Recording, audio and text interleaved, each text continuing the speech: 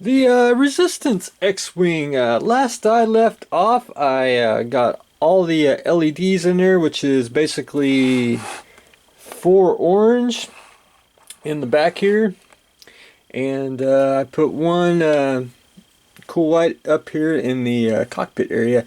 I did drill out some of the holes just to give it a little bit of, which way you look at it. Just makes the control panel light up a little bit better.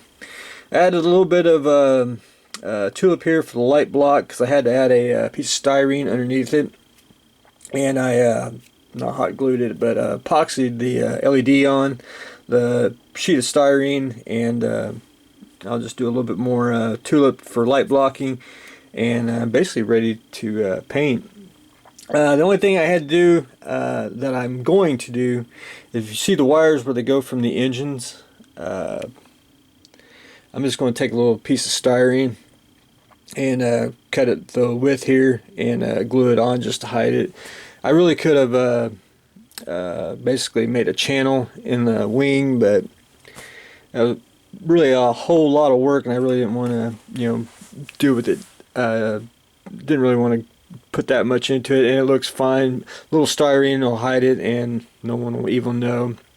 The only thing that I really had to kind of compromise on was the guns here. It's kind of a flexi plastic. Nothing will really stick to it. It takes super glue, it takes MEK. But anyway, these should be about a little thinner. The guns that I put on are a little thick. I mean, just they basically were one size. The OD just a little bit bigger, but that's the only thing I compromised on. It actually makes them a little stronger because I actually just whacked off the guns and put the tube on it. This way, it just makes an excellent display piece. And this is basically going to be a personal build, and it's going to make the rounds to show you what the general public, what you can do with a snap type build and play and turn it into a great looking model. So that's basically what I've pretty much done on that. I did get the hull together. I had to cut off the mounting brackets that for the snap. I actually, when I snapped it, I broke one of the wires for the engines. I had to go back in and rewire it. So I whacked them all off, and then I super glued it on and got it clamped real good. The cockpit's a little crooked. I think when I glued it in, I thought I had it straight, and it basically slid over. But once I get a man in it, won't really see it. And once you get the canopy on, you'll be good to go. I just got a little more sanding to do. There's these little circle things that I cut off. Everyone tells me they're basically like footholds, and they're absolutely right. But there's not a resin kit. Now there's basically a mock-up that was on the Force Awakens, I want to say tour of the props and some of the stuff. There's a 24 scale of one of these, and I'm basing mine off that one, and it didn't have those on there, so that's why I sanded them off. But anyway, it's really just turning out to be a very, very fun build. I did put it on a standard Polar Lights dome base, which is right there. However, with the dome bases, you get a metal rod. You don't get an aluminum rod to fish the wires in. So I had to drill the hole, put the aluminum rod in, cut it to shape, and then epoxy it on. But makes a very nice stand, and just excellent stand for almost any model.